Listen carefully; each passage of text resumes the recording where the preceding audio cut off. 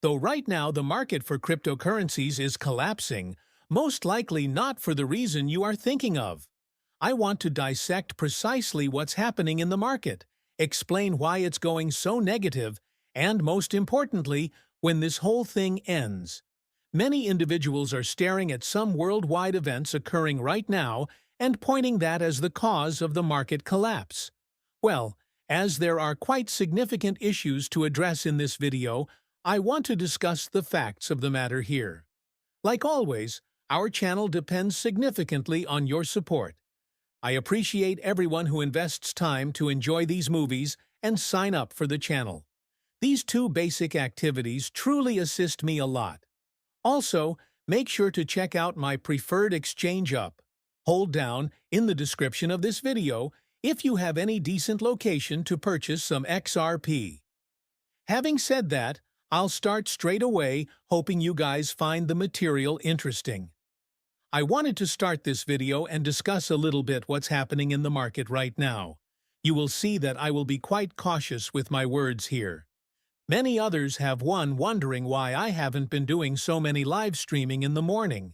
The actual reason is reportedly that I said something on one of those live streams that I got flagged for a warning on, and I'm just trying to be very cautious with things and just let the warning clear before I start going live once more.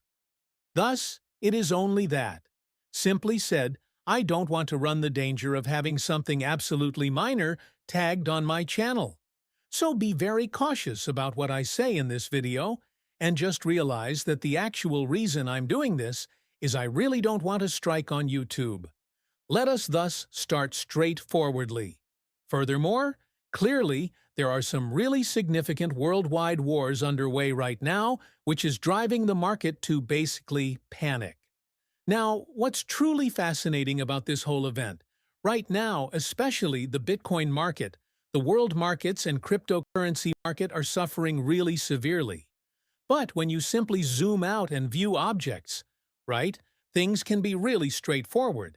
Investments are essentially high in a period of certainty, and a time when people are confident. Then you have a period when confidence is low and unsure. Uncertainty is high, and that is usually when investments sell down. Now, listening to any great investor would help you realize that, well, you want to be purchasing when people are hesitant and afraid. And usually you want to be selling when individuals are very confident and highly enthusiastic. Now, this is only something to keep in mind in terms of looking at events like this and thinking, okay, well, everyone's worrying. It's not exactly explicit counsel to what you should be doing. Why are they experiencing panic? Now, perhaps it could be justified for someone to panicky. Yes? Thus, assume tomorrow I invented a new technology that was far better than cryptocurrencies if the XRP ledger or Bitcoin or something else is seriously flawed. Hey everyone, let's just substitute this for those digital assets. You know, that could be a justified cause for panic, right? There are other ways around it since then. All these things we assume to be absolutely crucial aren't really that important, and that is quite obviously not the case here. There is conflict raging somewhere in the globe, and it is driving market instability and frenzy. And for whatever reason, correct, the Bitcoin market just exhibits more volatility and swings depending on these events.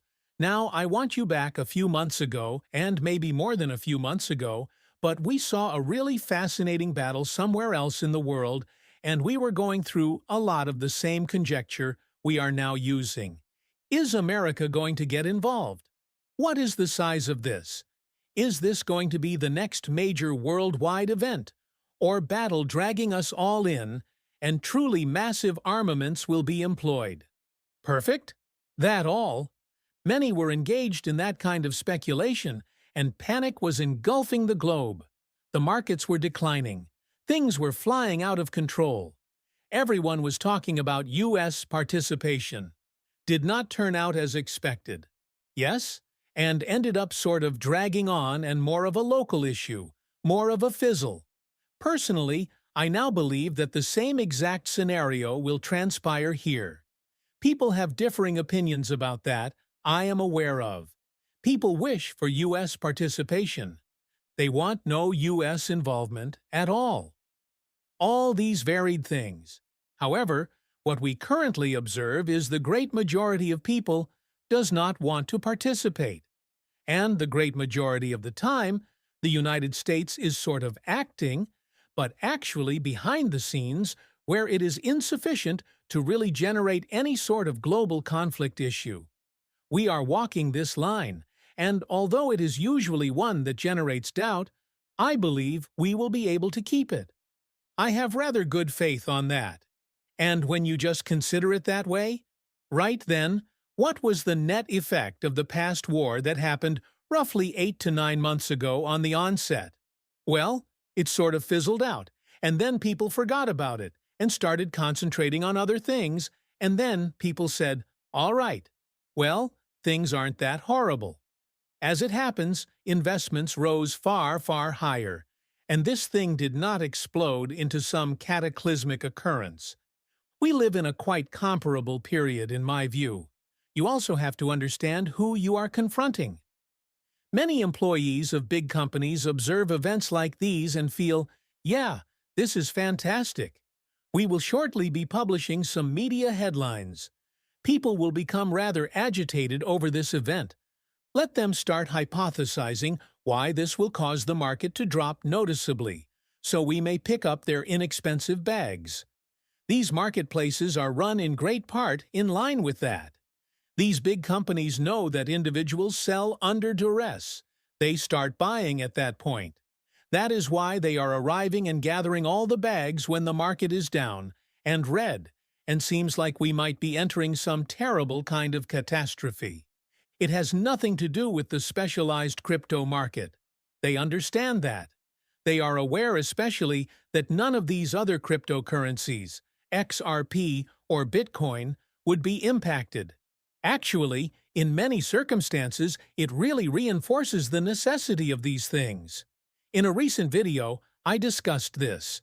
But if everyone in your planet is constantly at battle with one another, trust is lacking and many problems result.